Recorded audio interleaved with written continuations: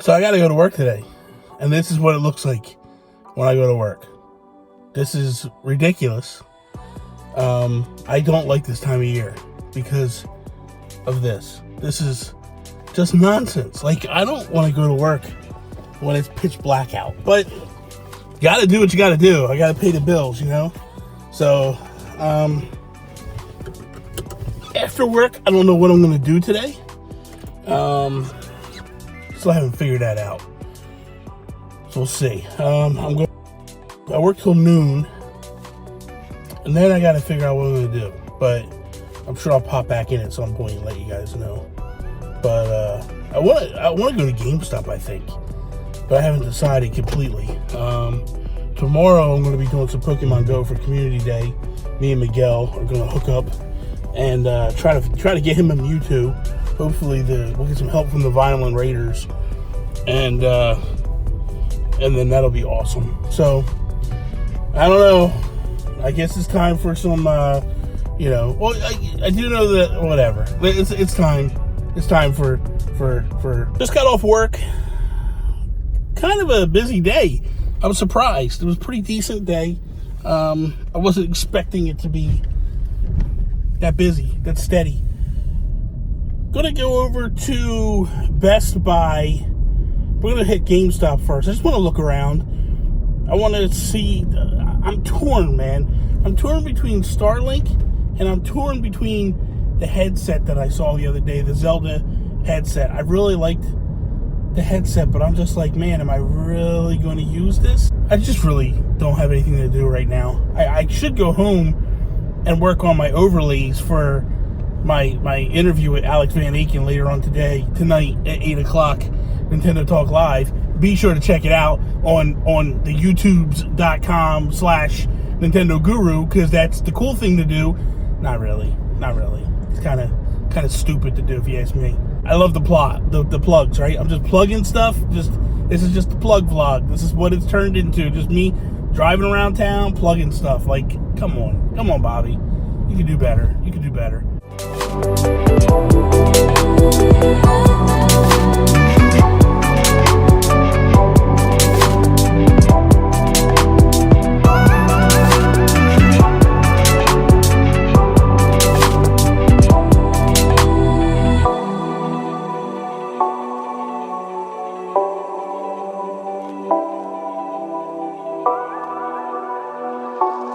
I want to have a real conversation real quick. Why is every GameStop right next to a Sally's? Every single time I go to GameStop, I recognize that, and it drives me insane now. I don't know why. I don't get it. Someone explain it to me. Do they like, are they partners? Do they own each other? Like, is there, I don't know. I don't get it. It's weird. It's just strange. Maybe the demographics, they recognize that, like, maybe GameStops do good next to Sally's and vice versa.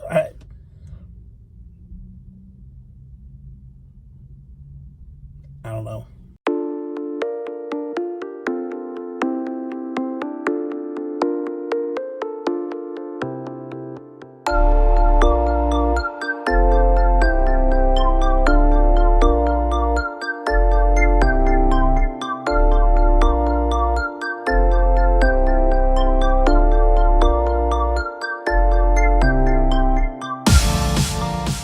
Tomorrow, I can't wait for tomorrow. Tomorrow's the Pokemon Community Day. I can't wait to do that. I haven't really done one like that before, where I'm actually going out and looking for shinies and trying to catch shinies and stuff. And, it's just, listen, I apologize, Turbo Jesse, for turning this into the Pokemon Go Guru, or Pokemon Guru. Whatever. It is what it is. It's what I love. I enjoy. I'm going to talk about it. It's just part of the dynamic. It is what it is. There's a couple of things that I'm kind of torn about talking about, and I just don't know whether or not to get into them. There's two topics that I want to discuss, and I'm just, in my mind, I'm fighting with myself. One being C&D, and the other one being Philip Mewson, and I just don't know where I stand completely. Like, I know where I stand. What I mean by that is I just don't know where I stand in terms of, like, doing a video on those two topics. I guess time will tell. I guess if I talk about it today, you know that I've decided to get into it. If I don't talk about it today, then yeah, I might just, you know what? I might actually save those topics for tonight with Alex Van Eken and see what he thinks. I think that's the answer. That's the answer. So if you want to know what I think on those topics, check out Nintendo Talk Live with Alex Van Eken. I do want to play. I'm going to actually today or tomorrow, probably tomorrow be the day I do it. But I want to, Miguel, my boy Miguel, he's going to come over. We're going to play some Skyscrapers, the game that I'm reviewing, and that's going to be a lot of fun. So I can't wait to do that. That'll be a blast. I think a blast. We'll see. I'm very optimistic for this game. It looks fun. Oh, and thank you, Caroline. I gotta throw that out there, because if I don't, she's gonna get mad that I didn't say her name in a vlog. Just kidding. She won't get mad. She's awesome. But anyway, off to one of these stops. Let's do the PSA. The PSA is, there was no vlog yesterday, and that's because I stopped vlogging a lot shorter than I wanted to. So this is kind of like a double vlog, and I'm posting on Sunday. So yeah, there's that. There we go. Cut that up, put it in, do what you gotta do.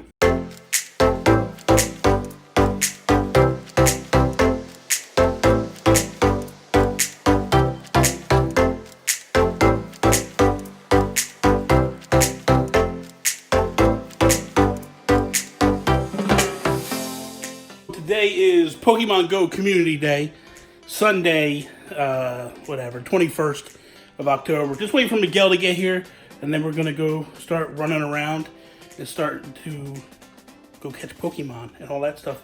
Hopefully we can get a couple raids in. Miguel really wants to get a Mewtwo, so it'd be awesome if we can get that for him. We'll see.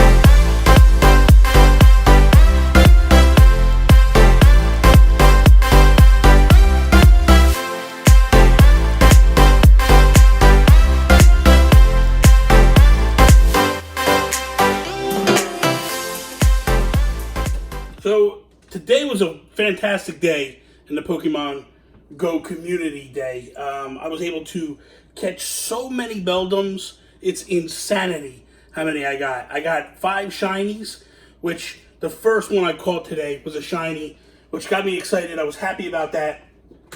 I was out there just basically trying to get as much as I could get.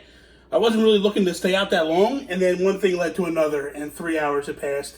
And yeah, so did a couple raids as well. Got a Sneasel, got an Absol, so those were really good. I was very happy to get those, because those were ones that were going to hit the Pokedex and basically get me moving further down the line and have good quality Pokemon moving forward. Just had a great day. Me and Miguel spent 3 hours together just hanging out, doing it. Then I went to Target, picked up some stuff, because I'm going to make some pancakes. So maybe we'll show you making some pancakes. So yeah, we'll see what's up with that.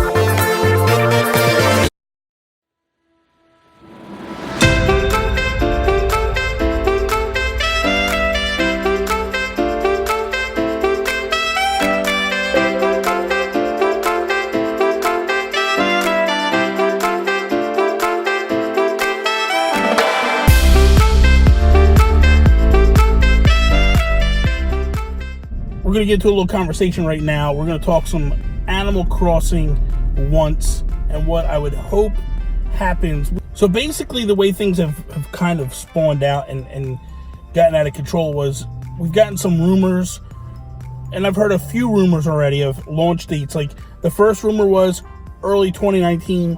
The second rumor was we weren't going to see anything until the summer, end of summer of 2019. So now we got two conflicting rumors. We're also hearing that the later date is going to coincide with the launch of Switch 2, Switch Pro, as it's being labeled by some. I don't know if that's necessarily the case. I really think we could pretty much see a special edition Animal Crossing console put out with the game. So if that's being the case, man, I think it's a bad move for Nintendo to say put the game out with the new console in March and then in July put out a brand new revision of it. I think it's a mistake. I think it's going to cause a lot of backlash and get people upset. Now, that said, Nintendo doesn't really necessarily seem to ever do things by the way people want or expect. They've always done things how they expect them or want them to be done. They don't really rely on people telling them like, hey, this is the best time, or hey man, I got burned on this.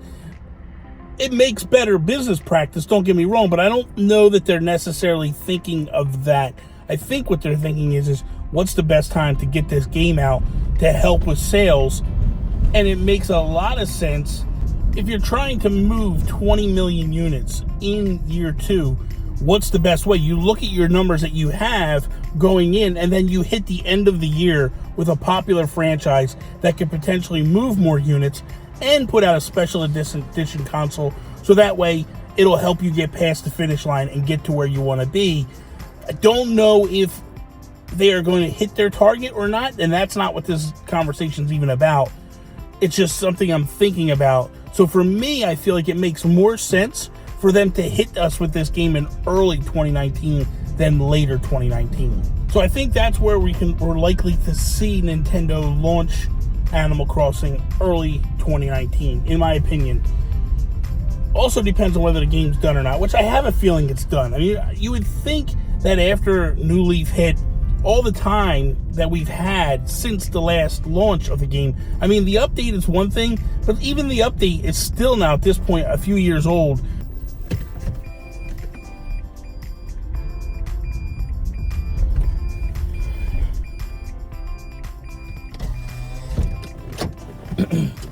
All right, I just got home, so let's take the conversation inside and we'll wrap it up in there. The next thing I want to get into, though, is what can we see in terms of what do I realistically think we're going to get in this game, but also what do I want? I think it makes a lot of sense that pretty much everything that we got in New Leaf would just be right here in, we're going to call this Animal Crossing World or Animal Crossing Switch. I'm not sure what they're going to call it. They've never named their games after consoles. That's number one. So I don't think to call it like Animal Crossing Switch. It's a good prototype name, but it's definitely not the name that I see them sticking with. So that being said, I think that seeing this game on the Switch is a definite. Calling it the Switch, no. So names-wise, I think we could possibly see something to do with the name World, just because of the fact that we're exploring the world. We're getting out and going out and playing this game in the world, not just in our homes, on our TVs. So I think potentially that could be the reasoning behind using the name Animal Crossing World. Kind of like New Leaf, but when you looked at the Japanese version of Animal Crossing New Leaf, it was actually called Animal Crossing Jump Out, which played on the idea of 3D because the screen was jumping out to you. Makes a lot of sense to me anyway, so we'll see. In terms of what do I want to see basically everything they did in Animal Crossing New Leaf, but expand on it. Make it bigger, bolder, more expansive. I would love to see something of sorts where it's easier to get to people's towns. So maybe what you do is the town's border, or let's say that you have your town in the middle, right? And then Alex Van Eken would be to my left, and then Sean Capri could be to the left of him.